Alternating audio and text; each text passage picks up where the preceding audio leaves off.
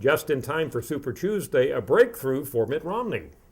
President Obama is doing better, but it may not be good enough, at least so far.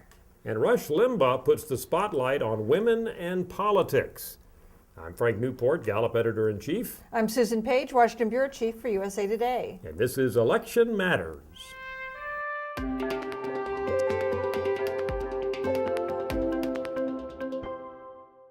Well, Susan, I mentioned a breakthrough. The breakthrough is that Mitt Romney in our national tracking of Republicans is at 38%. He's 16 points ahead of Santorum now, and that 38% is the highest that any candidate, Gingrich, Santorum, Paul, or Romney, has gotten since we began tracking on the 1st of December. So that's a little movement towards Mitt Romney edging up there to the point where he's seen as the inevitable Republican candidate if he can get higher and higher percent of Republicans nationally to say, I support him. And of course, we see those higher numbers reflected in the statewide polls in Super Tuesday states. He's tied in Ohio with Rick Santorum. He's within striking distance in Tennessee. Both good news for Mitt Romney as he looks at Super Tuesday. Newt Gingrich, of course, still fighting it out. Let's listen to this clip. He was on CNN over the weekend, and here's what he had to say. We have had a steady closing in the Gallup poll between Santorum and me every single week now for the last 2 weeks.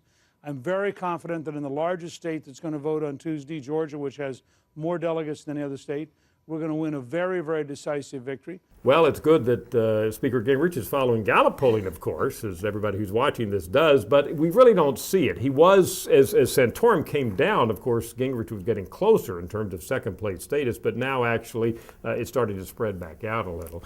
So I don't know. Newt Gingrich expected to win in Georgia, but is that enough to really keep him in the race?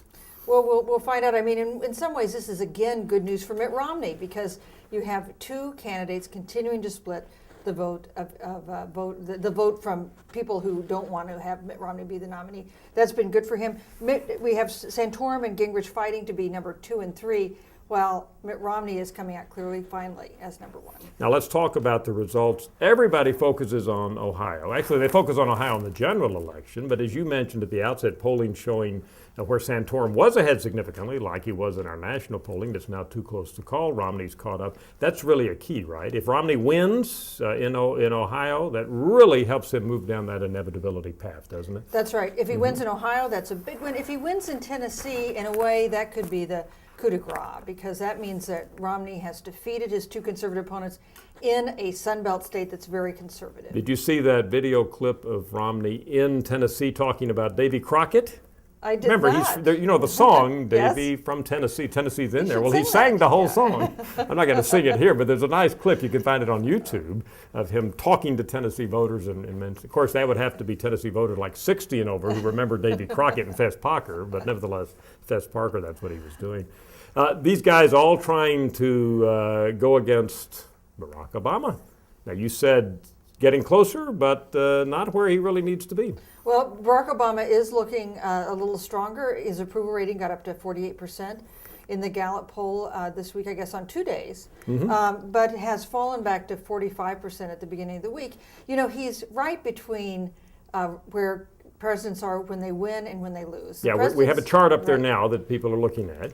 So presidents who win, the lowest approval rating at this point in time was George W. Bush at 49%. So Barack Obama is close to that point, but he's also not that far away from where George H.W. Bush and Jimmy Carter were in the low 40s, and we haven't seen him break through that 49-50% mark. Yeah, as you can see on the chart, both Clinton and Reagan in March of their election year were above 50%. And of course, they went on to win handily in their reelection bid.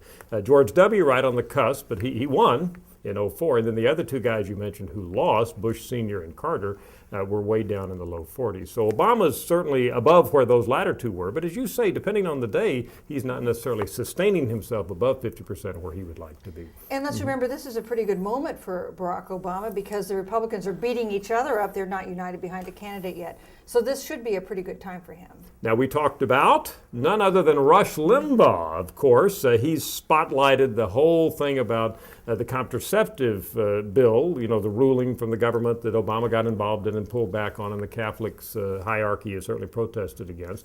But from everything we're seeing in the data, women are more likely to vote for Obama than men. He's a Democrat. There's a gender gap there. But The White House probably likes this because it allows them to really cement their position with women.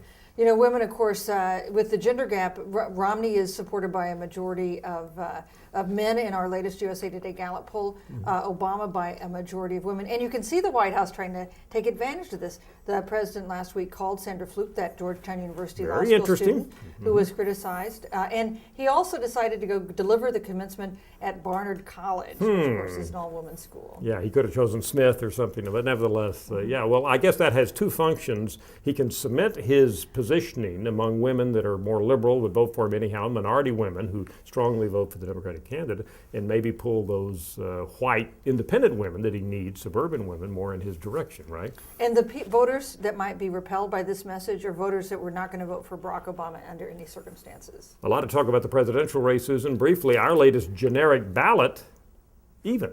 That is the race for the House right now, even. Well, that's going to be hard. Of course, Republicans hold the House now. They hope to continue to hold it. Democrats see only not a likelihood that they could win it back, but possible. Yeah, for them to really win, our generic ballot probably should show them more ahead because Republicans always do better because they have better turnout. So it's even, but we'll see.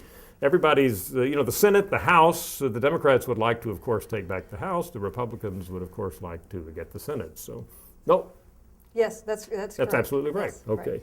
One other point here on health coverage. I think this is a fascinating fact from our data. We look state by state at the percent of Americans who are uninsured. Guess which state has the lowest percent without health insurance? Well, it's a case of no good deed goes unpunished because Massachusetts, as a result of the big healthcare overhaul that Mitt Romney signed when he was governor, has the lowest rate of the uninsured. Just about 5% of people in Massachusetts are uninsured. You know, compare that with Texas, where 28% of people who live in Texas don't have health care insurance. And yet this is not an advantage for Mitt Romney. Oh, in fact, he's running from it as fast as he can run, it's right? been a terrible problem for him in these Republican primaries. Yeah, and yet one would think if a visitor from Mars arrived, they might say, look, in my state we have the fewest percent uninsured. But I guess the conservatives are arguing that's not a good way to get people health insurance, that it needs to be done through private means and not through the government. Very few Martians in the Republican electorate. Okay, we'll wait and see what happens. Well, Susan, we'll talk next week, and we'll then be able to talk about the Super Tuesday results. It's possible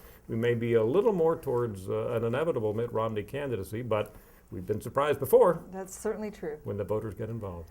I'm Frank Newport, Gallup Editor-in-Chief. I'm Susan Page, Washington Bureau Chief for USA Today. And this is Election Matters.